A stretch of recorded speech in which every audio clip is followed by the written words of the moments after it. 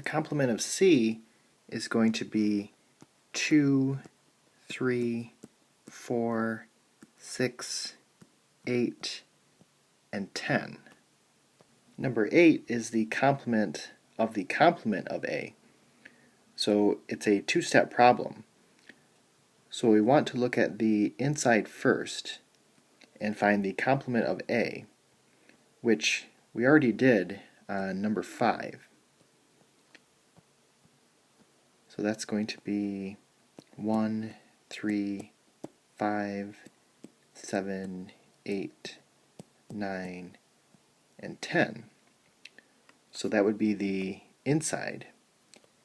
But we are still finding the complement of this. So what numbers are in my universal set that are not listed here?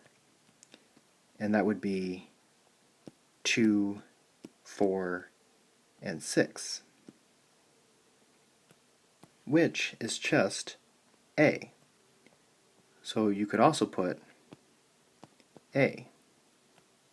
So another way of looking at this is that the complements cancel each other out. So if you have a complement of a complement, it's just the original set.